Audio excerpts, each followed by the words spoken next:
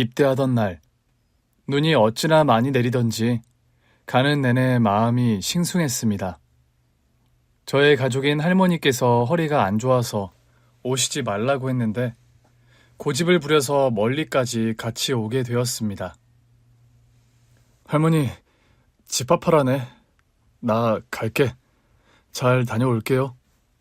세상에 이럴 수는 없다. 내 귀한 손자를 군대에 보낼 수 없어. 아가, 그냥 가지 말거라. 이 할머니가 높은 양반 만나서 군대 빼달라고 할 텐게. 할머니, 말도 안 되는 말씀 그만하세요. 남들 다 하는데 나도 똑같이 군 생활 해야죠. 자, 그럼 가볼게요, 할머니. 아가, 이리 와서 할머니 한번 안아줘라. 눈물이 맺힌 할머니를, 몸집이 작아진 할머니를, 이젠 허리가 굽은 할머니를 제 품에 안았습니다. 조교가 그만하고 빨리 집합하라고 난리를 쳐서 하는 수 없이 팔을 풀고 연병장에 들어갔습니다. 할머니는 눈물을 흘리며 멀어지는 저를 보고 주저앉으시더라고요. 연병장에 집합해서 입대식이 시작됐습니다. 국기에 대한 경례, 애국가를 부르고 입소대대장의 말씀을 들었어요. 무슨 말을 하는지 귀에 들어오지 않았죠. 아마 입대하던 순간에는 모두 다 저 같았을 겁니다. 이윽고 입소대대장에 전하는 말이 끝나고 조교 하나가 올라가더니 소리쳤습니다. 훈련병들, 지금 당장 가족들한테 달려가서 인사하고 옵니다. 시간은 1분입니다. 빨리빨리 움직입니다. 그 말을 듣고 얼른 할머니가 있는 방향으로 달려갔습니다. 여전히 눈물을 흘리고 있는 할머니를 얼른 안아드렸습니다. 할머니, 사랑해요. 내가 애정 표현을 잘 못해서 사랑한다는 말을 못했던 것 같아요. 할머니 사랑합니다. 나도 사랑한다가. 몸 건강히 잘 다녀와. 할머니, 절 받으세요. 건강하게 키워주셔서 감사합니다. 할머니께 큰 절을 올리고 마지막 한 번 더 포옹을 했습니다. 조교에 집합하라는 외침에 다시 연병장으로 달려나갔습니다. 그리고 생활관으로 안내받아 들어갔고 군복과 군화를 받았고 옷을 갈아입었습니다. 저도 그렇고 입대한 동기들의 폼이 모두 어색하고 어울리지 않더군요. 시간은 빨리 흘러 저녁 식사 시간이 되었습니다. 처음 먹는 짬밥은 그 와중에 참 맛있었습니다. 사람 사는 곳이라 똑같고 할만할 거라는 할머니의 말씀이 떠오르며 긴장이 풀렸어요. 입소대대에서 5일 지나고 훈련소로 이동했고 힘들고 고된 훈련으로 군인으로 거듭났습니다. 자대는 경기도 포천에 있는 부대로 가게 되었어요. 강물도 흐르고 산도 있어서 할머니와 같이 오면 좋겠다는 생각부터 들더라고요. 버스를 타고 이동 중 군 입대 전까지 짧은 저의 인생이 떠올랐습니다. 잠시 저의 어린 시절의 추억을 회상하며 글을 쓰고 군대 이야기로 다시 넘어오겠습니다. 3살 때 저를 낳아주신 엄마가 암으로 돌아가셨어요. 그리고 아버지는 돈을 버신다고 지방에 있는 조선소에서 용접공으로 일하셨어요. 저는 할머니 손에 맡겨져서 자랐답니다. 아버지가 생활비를 붙여주셨는데 언제부턴가 연락도 끊겼어요.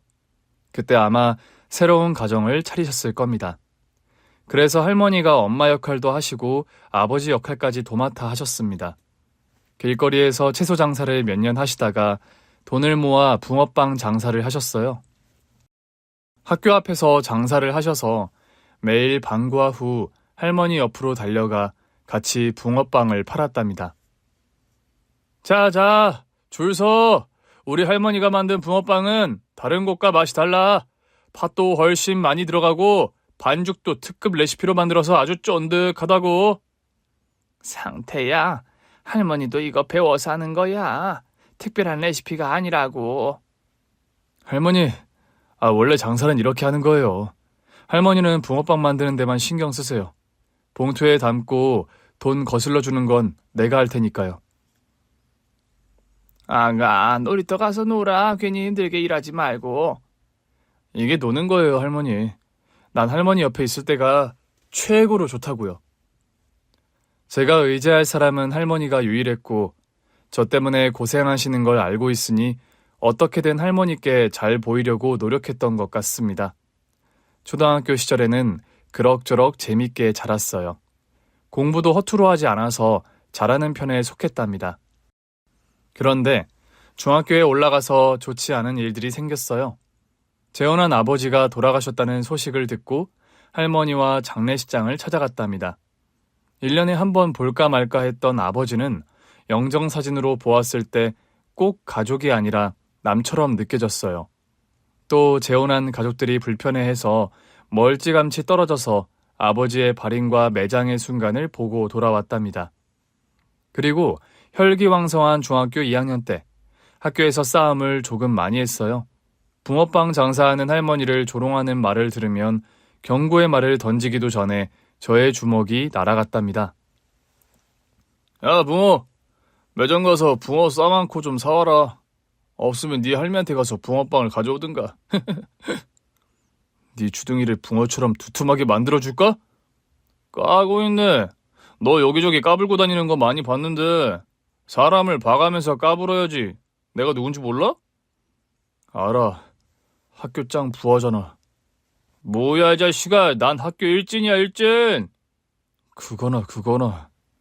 엄마는 암 걸려서 진작에 떠났고 아빠는 재혼하고 널 버렸다며? 네 할미가 불쌍하다. 네가 짐짝이라서 붕어빵이나 팔면서 사는 거 아니야 이 한심한 놈아. 그 말을 듣고 바로 주먹을 뻗었습니다. 그놈과 저는 서로의 멱살을 잡고 바닥을 뒹굴었어요. 치고받고 싸우다가 제가 힘에서 우세해서 그놈을 깔아뭉개고 제대로 혼을 내줬답니다. 누구든 할머니와 저를 조롱하면 가만두지 않겠다고 큰 소리를 내며 경고했죠. 다음 날 아침에 학교 갈 준비를 하고 할머니와 같이 집을 나섰어요. 제 얼굴이 멀쩡해서 싸운 건 일부러 말씀드리지 않았답니다. 그런데 학교 앞 붕어빵 노점이 엉망이 되어 있었습니다. 천막은 갈기갈기 찢어져 있었고 붕어빵 기계는 부서져 있었어요. 누가 이런 짓을 한 거야? 큰일이네. 장사 못하겠어. 할머니, 이거 고칠 순 없어요? 완전 산산이 부서져서 모르겠다. 그리고 없어진 것도 있어. 할머니, 경찰에 신고부터 해야겠어요. 경찰서에 신고를 해서 근처 CCTV를 확인한 경찰이 말하길 검은 마스크를 쓴 어린 애들이 한 집 같다고 하셨습니다. 조사를 해보겠다고 했는데 저는 누가 그랬는지 바로 알겠더라고요. 저에게 얻어맞은 일진놈이 무리를 데리고 와서 그 난장판을 만든 것입니다. 그래서 학교에 들어가자마자 일진놈의 목덜미를 잡고 물었어요. 너지? 뭐가? 넌 하지 말아야 할 짓을 했어. 우리 할머니 붕어빵 노점을 그렇게 만들면 안 됐어. 무슨 소리를 하는 거야? 난 아니야. 뭔진 몰라도 난 아니라고. 아, 그러셔. 내 생각은 네가 확실한 것 같은데. 솔직하게 풀어. 또 주먹이 날아가서 일진 녀석을 흠씬 두들겨 주었습니다. 심하게 때리다 보니 교실 아이가 선생님을 불러왔고 교무실로 끌려갔어요. 얻어맞은 일진놈의 얼굴이 만신창이가 되어 저는 할머니를, 그놈은 부모님을 불렀답니다.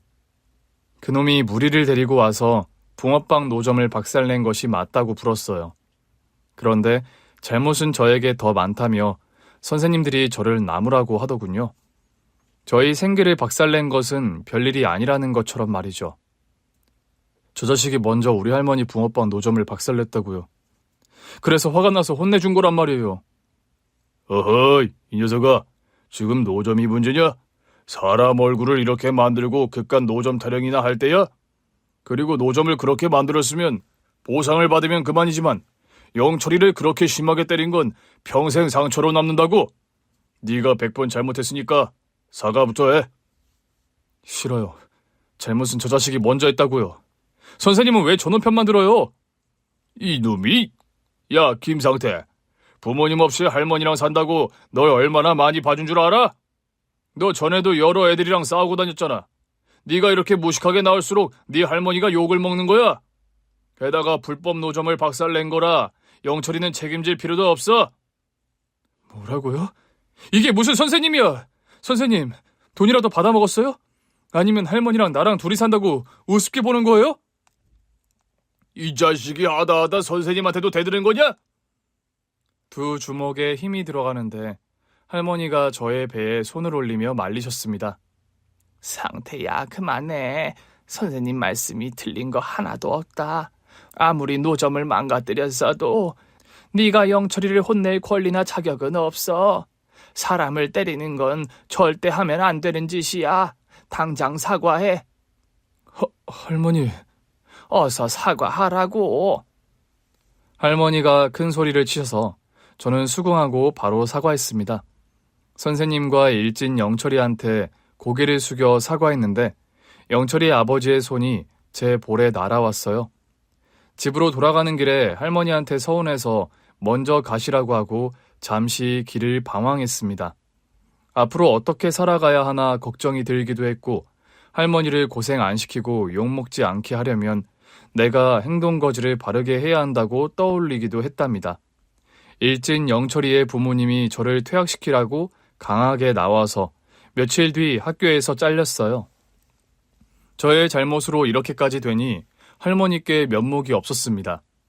저와 할머니는 새로 시작하는 마음으로 시골로 이사했어요. 집값이 싸서 월세가 아닌 자가로 2칸짜리 집을 마련했는데 할머니의 일자리가 근처에 붙어있는 곳이었답니다. 할머니는 과수원에서 일하셨고 저는 검정고시를 준비하면서 이웃집 아저씨가 운영하는 비닐 공장에서 알바를 했답니다. 시골에는 아무도 부모 없다고 욕하는 사람이 없었고 할머니와 저를 조롱하는 사람이 없어서 마음은 쾌적했어요. 학교를 안 다니니 문제가 없어서 제가 정신 차리고 공부도 하고 일도 열심히 하며 성실하게 컸답니다. 검정고시로 고등학교까지 졸업하고 나서 할머니가 대학도 갔으면 좋겠다고 하셨는데 저는 비닐 공장에서 정규직으로 일하기로 마음먹었어요. 아저씨가 월급도 많이 주겠다고 하고 기술도 가르쳐준다고 하셔서 그 일을 하기로 했답니다. 2년의 시간이 더 흐르고 제 나이가 21살이 되었을 때 끔찍한 우편물을 받았어요. 입영 통지서였습니다. 부모님이 계시지 않아 면제인 줄 알았는데 병무청에 전화를 했더니 현역 대상이 맞다고 하더군요. 할머니가 소득이 있고 집도 있으니 입대 대상자가 맞다고 했어요. 그래서 어떻게 하겠어요? 할머니를 두고 군대에 가야만 했죠. 그래서 입대를 하게 되었고 훈련을 받고 자대로 가는 버스를 타게 되었습니다. 지금부터 다시 군대로 간 저의 이야기를 이어가겠습니다. 포천에 있는 포병사단에 들어가게 되었는데 경치 하나는 끝내주더군요. 그런데 군 선임들은 끝내주게 무서웠습니다. 신병, 이병 김상태. 몇 살이냐? 21살입니다. 그래? 나 22살이니까 형이라고 불러봐. 내 이름이 서강준이니까 강준이 형 해봐. 아닙니다.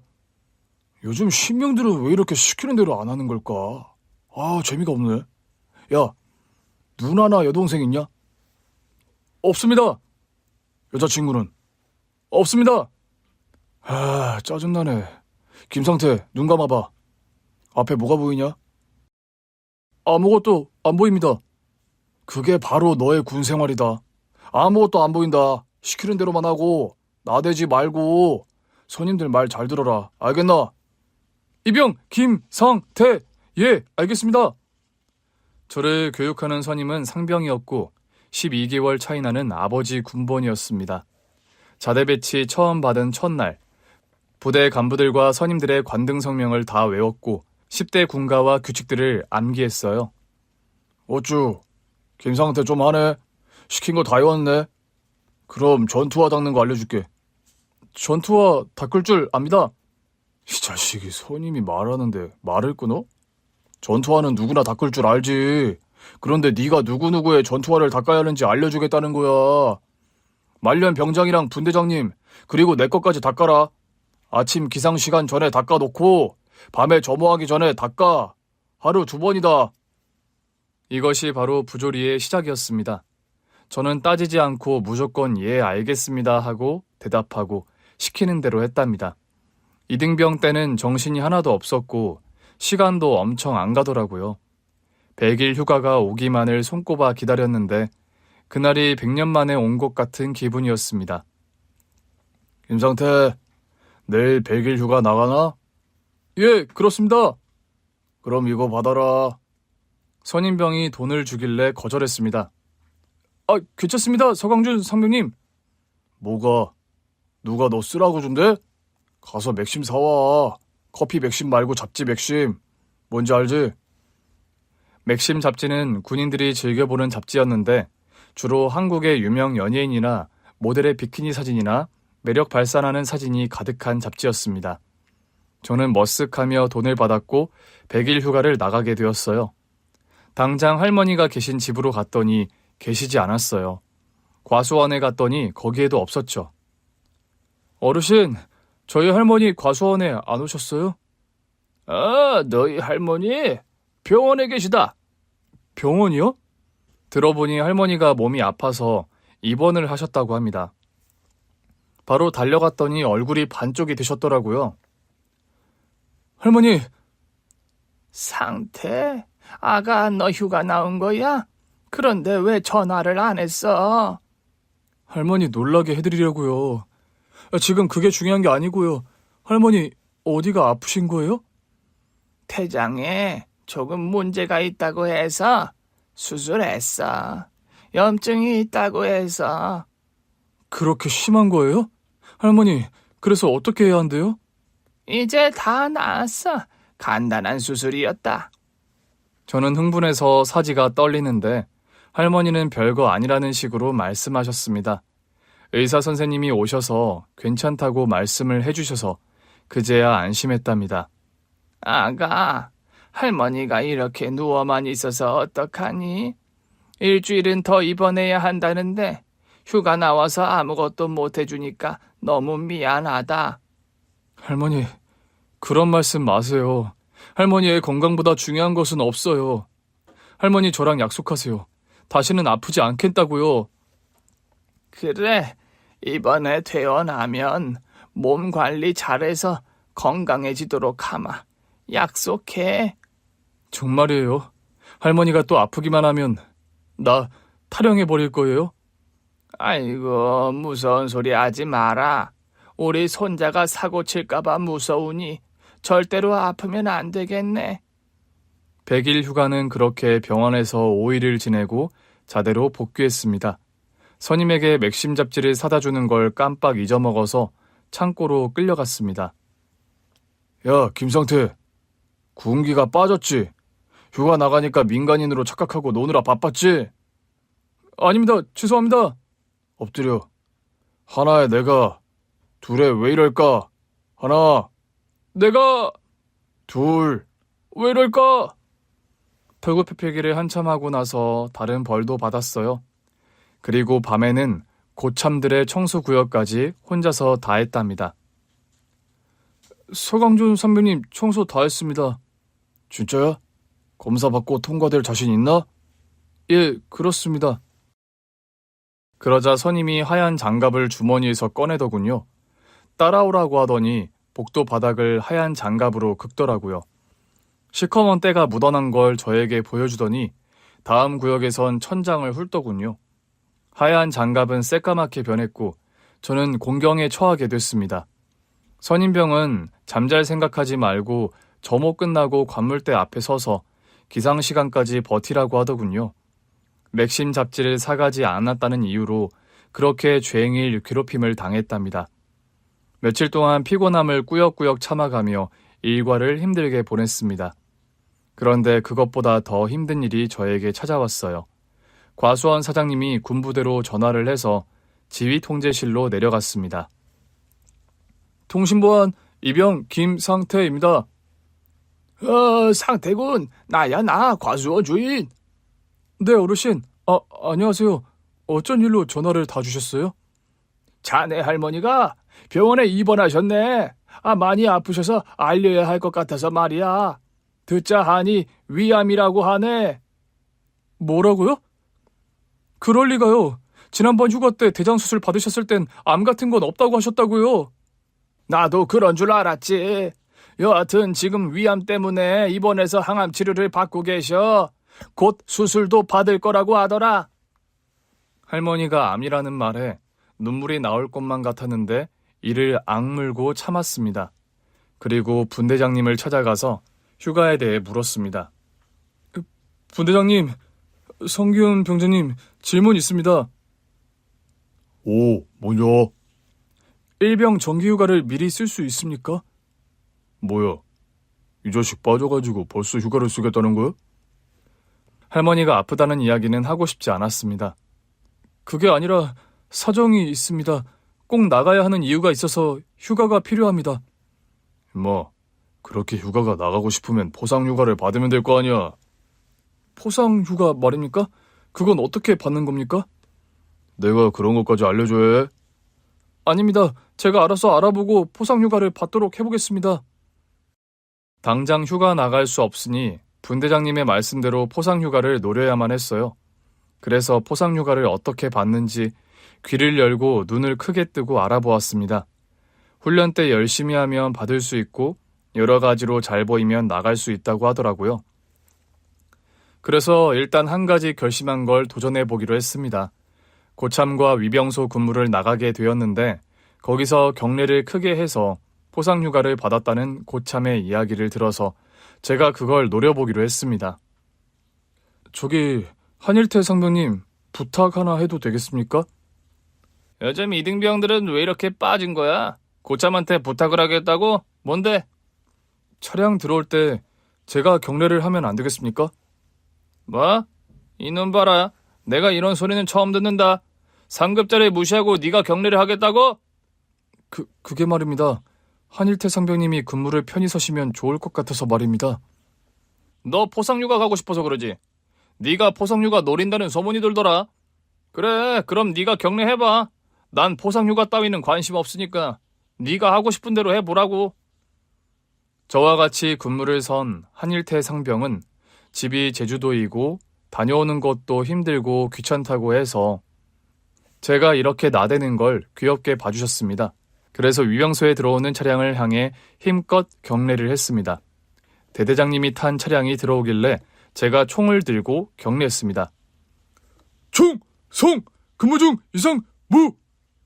차량이 멈추고 창문을 열고 포상휴가를 주는 일은 없었어요. 그냥 지나갔답니다. 선임은 낄낄 웃으며 포상휴가가 그렇게 쉬운 건 줄 아느냐며 비웃었습니다. 그런데 한일태 상병과 매일 위병소 근무를 들어가서 목청을 높여서 간부들한테 잘 보이기 위해 경례를 실컷 할 수 있었습니다. 그런데 일주일 뒤에 정말 믿을 수 없는 일이 벌어졌습니다. 사단장님 차량이 들어오고 있었어요. 야, 큰일이다. 사단장님 차량이다. 한일태 상병님, 제가 경례하게 기회를 주십시오. 야, 안 돼. 괜히 후임병 시켜먹었다고 찍히면 나 영창 간다고. 제발 부탁드립니다. 제가 존경하는 한일태 상병님께서 한 번만 기회를 주십시오. 한일태 선배님이 제대하는 그날까지 제가 전투화를 닦아드리고 전투복도 제가 빨고 다려드리겠습니다. 아, 이 꼴통 진짜 돌겠네. 아, 그래, 해봐. 야, 이왕 하는 거 부대가 흔들리도록 크게 해봐라.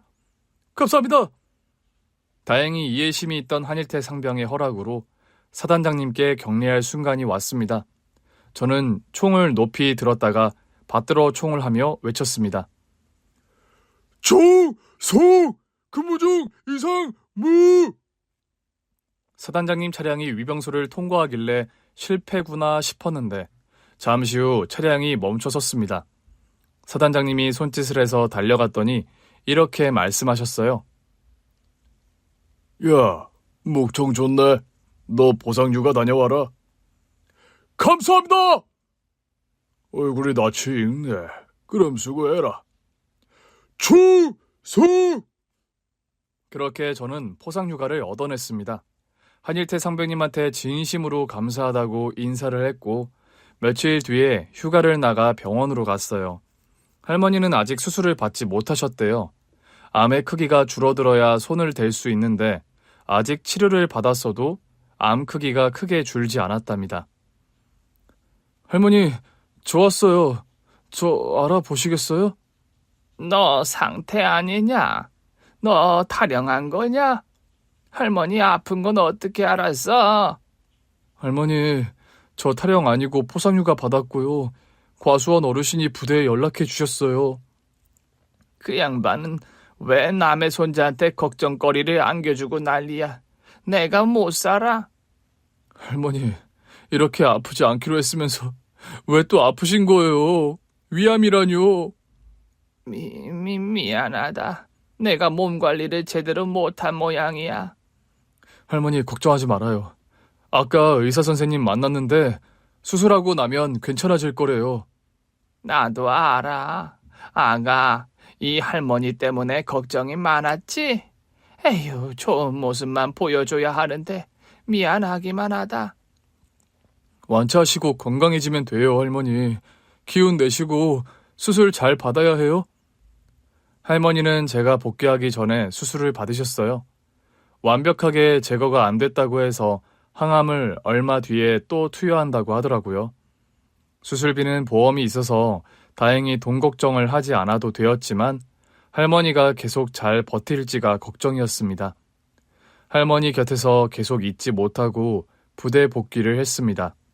저는 다시 위병소에서 목청 터져라 경례를 했는데 2번의 기회는 오지 않더라고요. 그런데 주말 오후에 사단장님이 저희 부대를 방문하셨습니다. 그때 위병소 근무가 아니어서 진짜 안타까웠죠. 사단장님은 간부들과 병사들의 축구 시합을 제안하셨어요. 분대장님이 생활관에 와서 말했답니다. 다들 주목. 사단장이 우리 부대에 와 계신 거 알지? 사단장님이 군대 스리가를 제안하셨다. 간부대 병사로 5점 내기란다. 그 말에 저를 잘 갈구던 서강준 상병이 물었습니다. 축구 말입니까? 그럼 뭐 준답니까? 보상휴가 한 장 준대. 그런데 그건 포기해라. 우리가 이기면 큰일 난다. 중대장님이 말하길 괜히 병사들이 이겨서 사단장님 기분 상하게 하면 뺑뺑이 돌리실 거야. 대충 봐주면서 하자고. 자, 축구 못하는 개발들만 손들어. 저는 바로 손을 들었습니다. 이병 김상태. 저는 개발 중에서도 진짜 형편없는 개발입니다. 그래, 상태. 그리고 서강준 너도 개발이지. 너도 투입. 그리고 한 명 더해서 한일태. 우리 생활관에서는 이렇게 3명 나간다. 나머지는 응원하는 거고 다들 활동복으로 갈아입고 연병장 집합. 저는 절대로 봐줄 생각이 없었습니다. 개발이라고 말했지만 학교 다닐 때 스트라이커로 날렸던 아주 짧은 시기가 있어 그때의 실력을 믿고 간부들을 이겨서 사단장님께 포상휴가를 받기로 결심했어요. 물론 다른 고참들은 져줄 생각이어서 저 혼자 열심히 뛰어야만 했답니다. 다시 만나게 된 사단장님의 얼굴을 보니 인자하고 푸근한 인상이더라고요. 그래서 편하게 골을 넣어서 반드시 이길 각오를 했습니다. 마침 사단장님이 축구 시합 전에 한 말씀 하셨습니다. 병사들 잘 들어. 간부들이라고 봐주면 군장 돌릴 줄 알아. 똑바로 뛰어라. 알겠나? 다들 알겠다고 대답했고 저 역시 큰 소리로 대답했습니다. 그런데 저를 갈구던 아버지 군번인 서강준 상병이 제 옆구리를 찌르며 말했어요. 야, 김상태. 너 나대지 마라. 공 오면 피해라. 예, 알겠습니다. 대답은 알겠다고 했으나 저는 할머니를 만나기 위해 최선을 다해 뛰었어요. 그동안 군 생활을 하면서 체력이 더 늘어나 깃털처럼 몸이 가벼웠습니다. 전반전에 간부들이 선점해서 3대 0이 되었어요. 후반전이 시작되었고 축구의 감을 제대로 잡은 저는 대충 뛰는 선임들에게 패스하지 않고 혼자 미친 듯이 질주를 해서 2골을 넣었습니다. 야, 김상태. 내가 말했지. 나대지 말라고. 너 개발이라며. 왜 골을 넣고 난리야. 죄송합니다. 이제부터는 골을 넣지 않겠습니다. 하지만 저는 3번째 골도 넣었고 4번째 골은 사단장님과 몸싸움까지 하며 넣었어요. 다들 헉소리를 내면서 사단장님께 괜찮냐고 물었어요. 저는 눈치가 보이고 경기가 끝나면 끝장날 걸 알았지만 인내하고 다시 볼을 잡았습니다. 5번째 골은 제가 마무리했어요. 오버헤드킥으로 멋지게 골을 넣자 기뻐하는 사람은 저 하나뿐이었습니다. 아싸, 이겼다. 포상휴가다, 포상휴가. 저희 팀 병사들은 당장 울 것 같은 표정을 지었고 서관중 상병은 저를 잡아먹을 표정을 지었어요. 간부들은 하나같이 저를 배신자로 쳐다보더군요. 그런데 사단장님이 허허 웃으며 말씀하셔서 금세 분위기가 풀렸어요. 다들 왜 이러나? 병사들이 잘해서 이겼으니 인정하고 축하해줘야지. 다들 박수! 그리고 혼자 5골을 넣은 이등병. 전의 이름이 뭔가? 이병 박상태입니다. 오, 그때 그 친구구만. 위병소에서 씩씩한 목소리로 격려해서 내가 보상휴가를 줬었지. 맞습니다. 아주 군대가 체질인 친구구만. 그래, 이번 보상휴가는 5골을 넣은 자네가 강해. 이만 군대 스리가 끝이다. 다들 밥 먹으러 가세. 저는 신나서 생활관으로 돌아갔습니다. 그런데 서강준 상병이 저를 잡더니 따라오라고 하더군요. 이제 엄청 혼나는구나 싶었는데 한일태 상병이 말려줬어요. 강준아, 상태 건들지 마라. 안일태 선배님, 이 자식이 오늘 무슨 짓 한지 보셨지 않습니까? 그래, 축구 시합을 열심히 뛰었지. 나도 이등병 때 저랬다. 건들지 마라. 김상태, 너 운 좋은 줄 알아. 나중에 보자. 나중에 무슨 일이 벌어질지 전혀 걱정하지 않고 바로 휴가를 준비하고 나갔습니다. 할머니는 또 휴가를 나온 저를 보고 너무 놀라서 입을 크게 벌리셨는데 침까지 흘리셨어요. 아가, 너 타령했니? 너 군인 맞아? 무슨 이등병이 휴가를 3번이나 나와? 할머니 보려고 보상휴가 땄어요. 할머니, 몸은 좀 어떠세요? 항암 치료를 더 받아야 한대. 그래도 좋아지고 있으니 곧 완치하겠지. 그나저나 우리 손자가 매번 휴가 나올 때마다 내가 병원에 있는 게 미안하네.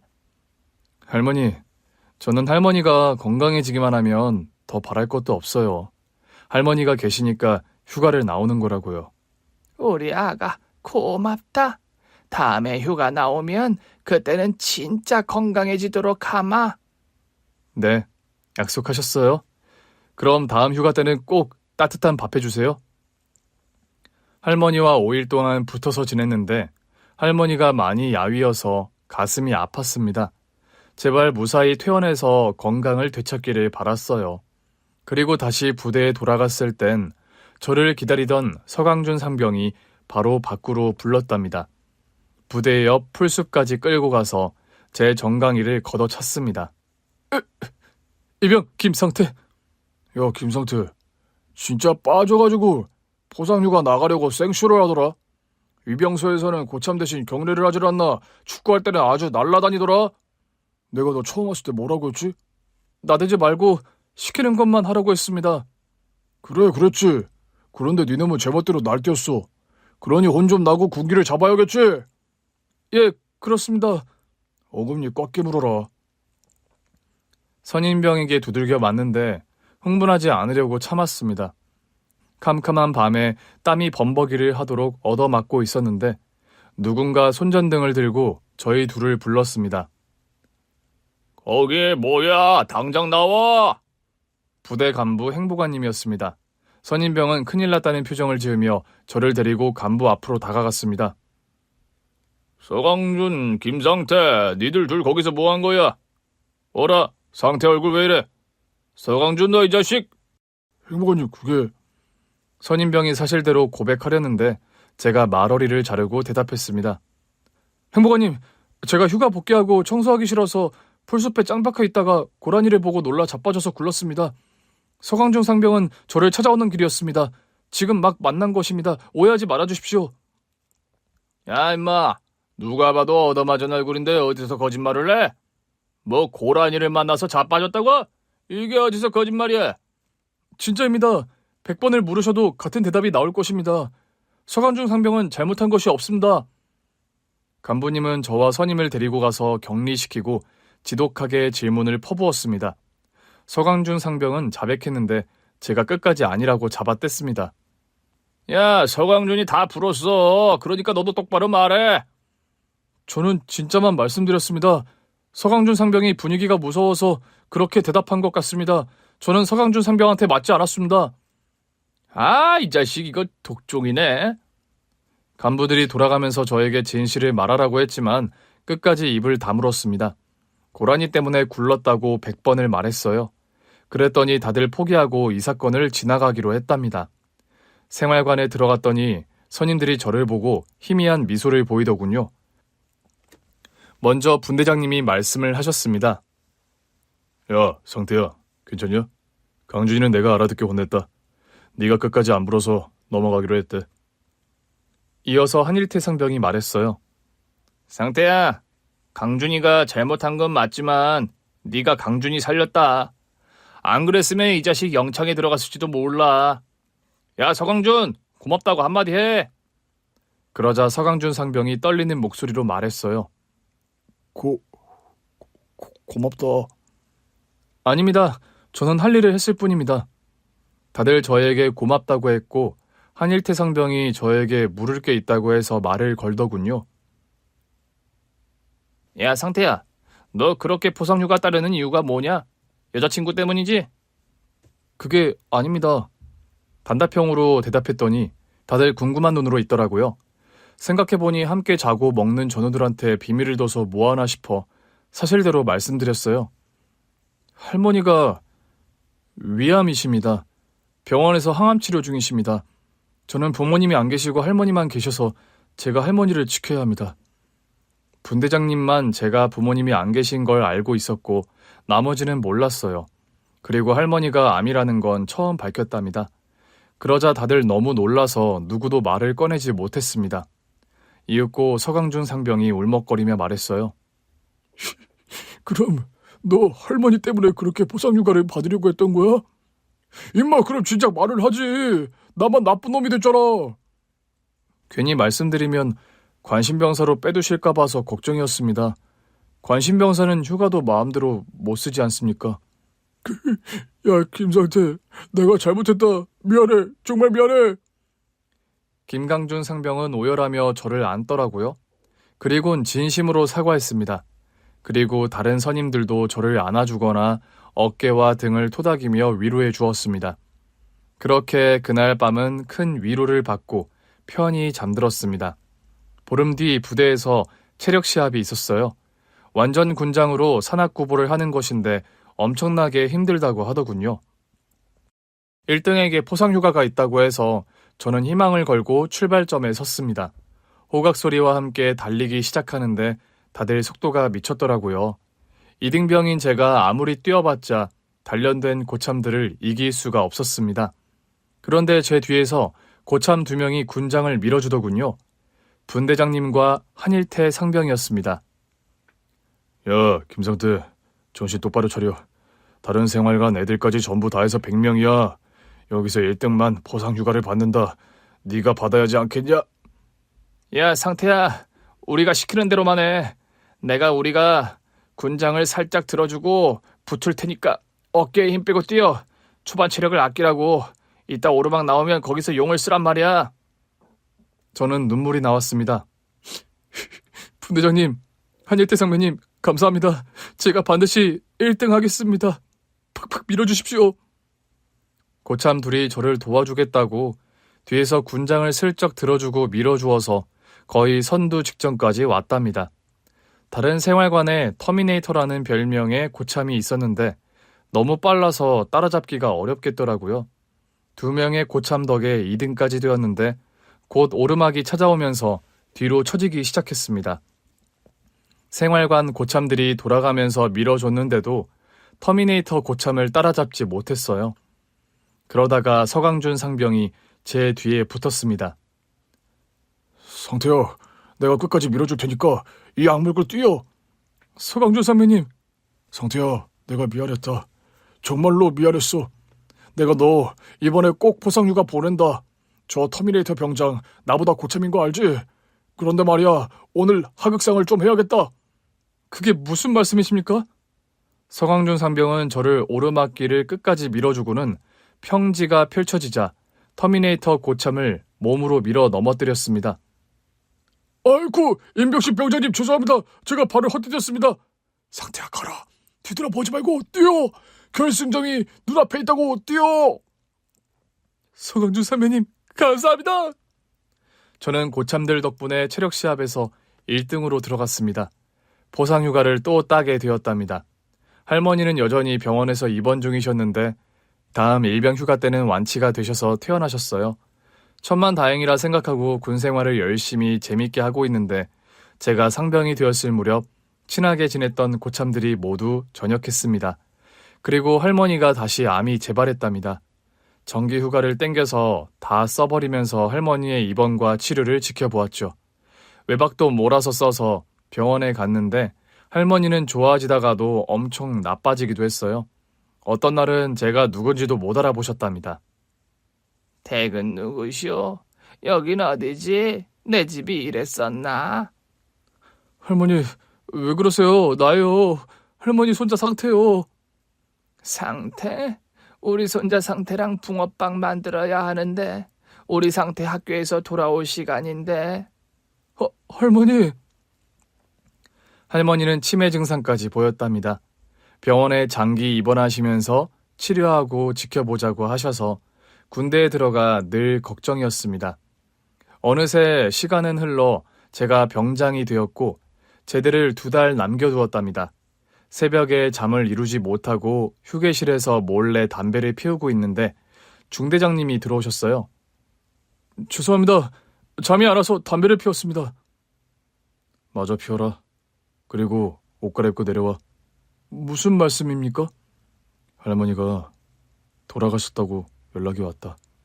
할머니가 말입니까? 저희 할머니가 진짜로 돌아가셨단 말입니까? 중대장님은 제 어깨를 툭툭 치고 준비하라고 내려오라고 하더군요. 군복을 입고 내려와 중대장님의 차를 타고 할머니의 빈소를 향했습니다. 도착해서 입관하는 할머니를 보고 오열하며 붙잡았습니다. 할머니, 가지 마세요. 나를 두고 가지 마세요. 아직 해드릴 게 많은데 벌써 가시면 어떡해요. 보태기로 꼭 낫기로 약속해놓고 이렇게 가시면 어떡해요. 어서 눈 떠요. 돌아오세요, 할머니. 할머니가 비좁은 관 속으로 들어가는 걸 보고 저도 따라가고 싶은 생각이 들었습니다. 일단 장례를 치르고 나서 할머니를 어떻게 따라갈지 고민하기로 하고 장례식장 안으로 들어갔어요. 그런데 영정사진 앞에 군복을 입은 남자가 보였습니다. 저희 부대 사단장님이었습니다. 사단장님, 병사들 조사에도 찾아오십니까?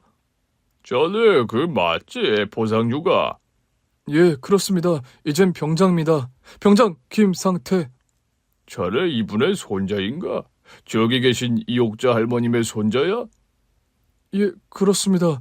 저희 할머니를 아시는 겁니까? 사단장님이 왜 여기에 오셨는지 말문을 열었습니다. 그러니까 어디부터 시작을 해야 하나? 우리 어머니가 자네 할머님의 댁의 식모였네. 나와 어머니는 자네 할머니 도움으로 잘 먹고 살았지. 그리고 할머님이 나에게 공부를 시켜주셨어. 돈 걱정하지 말고 공부하라고 하셨단 말이네. 그래서 난 육사가 되어 입대를 했고 길고 긴 교육을 받고 나왔더니 할머님 가정이 파산해서 온 식구가 뿔뿔이 흩어졌네. 할머니 집에서 사셨다고요? 우리 할머니가 부자였어요? 그래, 아마 자네 부친이 대학 다닐 때 집안에 가세가 기울었을 거야. 그러니 상태 자네는 아무것도 모를 수 있지. 아무튼 난 할머님을 찾으려고 여러 차례 시도했어. 그러다가 문득 연세가 많으실 테니 병원 기록이 있을 거란 생각이 들었어. 그래서 의사 친구들한테 할머님의 함자, 석자만 알려드리고 알아봐달라고 부탁했지. 그리고 찾게 되었는데 내가 늦었더구먼. 오늘 새벽에 돌아가셨다고 연락받았네. 그래서 내가 여기 서 있는 거지. 사단장님이 하시는 말씀은 충격이었지만 그래도 할머니와 좋은 인연이라고 하니 마음이 조금 든든해지더라고요. 그런데 저희 2사람 뒤에서 충성 소리가 크게 들렸습니다. 누가 왔는지 봤더니 전역한 고참들이었습니다. 사단장님, 오랜만입니다. 우리 왔다 상태야. 상태야, 할머님의 명복을 빈다. 우리가 옆에서 위로도 하고 도와줄게. 상태야, 충격 많이 받았지? 유일한 가족이 할머님만 계시다고 했는데 진짜 안타까운 일이야. 삼가 고인의 명복을 빌어. 한일태 병장님, 서간중 병장님, 성균 병장님, 어떻게... 임마, 우리가 할머니 병원에 자주 찾아간다고 했었잖아. 그래, 우리가 전역하면서 말한 거 기억 안 나냐? 할머니 병원 주소 알려달라고 한 거. 우리가 바로 찾아뵙지는 못했고 몇 달 전부터 찾아뵈었다. 총명하시게 정정하셔서 회복하실 줄 알았는데 안타깝게 돌아가셨구나. 저와 함께 웃고 울었던 고참들을 보니 눈물이 터져 나왔습니다. 우리 할머니가 외롭게 가시지 않았군요. 저 대신 할머니를 찾아봐 주시고 감사합니다. 일태형, 강준이 형, 기훈이 형, 고마워요. 그리고 할머니를 잊지 않고 찾아주신 사단장님, 감사합니다. 저는 외롭게 상을 치를 줄 알았는데 여러 전우들이 곁에 있어서 슬픔을 나눌 수 있었고, 전우들이 전에 제 등에 힘을 밀어주는 것처럼 저의 영혼에 기운을 넣어주는 것 같았습니다. 할머니의 장례식장에 곧 사단장님의 지인들이 우르르 몰려들었어요. 3스타, 2스타, 1스타, 별을 단 장군들과 여러 군인들이 오셔서 부조도 해주시고 할머니의 명복을 빌며 저를 올려주셨답니다. 어찌나 감사하던지 눈물을 멈추지를 않았어요. 사단장님의 도움으로 땅을 조금 사서 화장이 아닌 매장을 할 수 있었습니다. 저는 할머니를 안을 산소가 있었으면 하는 바람이 커서 부탁을 드렸더니 바로 알아봐 주셨고 좋은 터에 땅을 마련해 주셨답니다. 햇빛이 잘 드는 양지의 땅에 할머니를 눕혀드리고 사단장님이 마지막 가시는 길에 경례를 하자고 하셨습니다. 부대 차렷! 할머니께 경례! 충성! 편히십시오! 할머니는 그렇게 떠나셨습니다.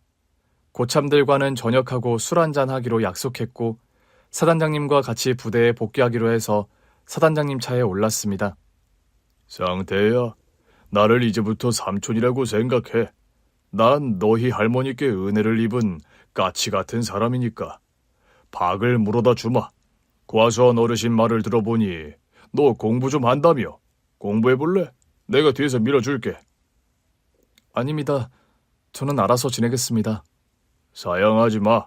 그럼 내가 마음이 편치 않아서 그러니까. 제대하면 공부도 하고 대학도 가. 내가 후원자가 될 거고 삼촌이 될 거다. 알겠냐?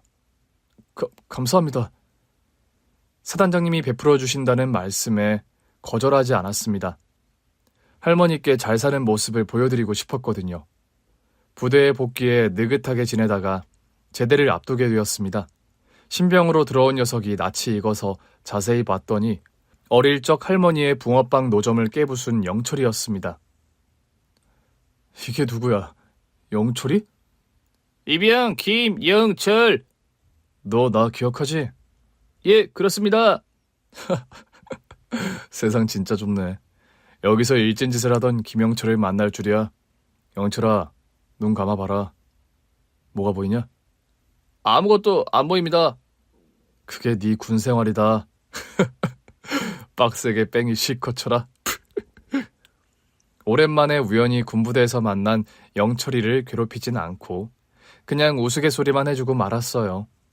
저도 어른이 되어서 그런지 어릴 적 일을 떠올리며 복수하고 싶진 않더라고요. 얼마 뒤에 전역을 하게 되었습니다. 상태야, 저녁 축하한다. 이제 군인 떼국물 빨리 벗고 민간인 되어라. 자, 마셔. 상태가 벌써 저녁이라니. 옛날에 사단장님 차보고 충성하고 큰소리 내던 이등병 놈이 전역을 하다니. 그러고 보면 국방부 시기가 돌아가긴 하나보다. 이 짬도 안 드는 것들아. 분대장인 내가 보았을 때 니들도 똑같았어. 아무튼 오늘 끝까지 가는 거니까 술 먹다가 도망가기 없기다. 다들 잔 들어. 상태의 저녁을 축하하며 건배. 저녁 후 고참들과 행복한 시간을 보내고 사단장님의 지원으로 공부를 시작하게 되었습니다. 그리고 이듬해 대학에 합격해 서울로 올라가게 되었고 학비를 모두 받아가면서 공부했답니다. 생활비까지 다 챙겨주셔서 편하게 공부했어요.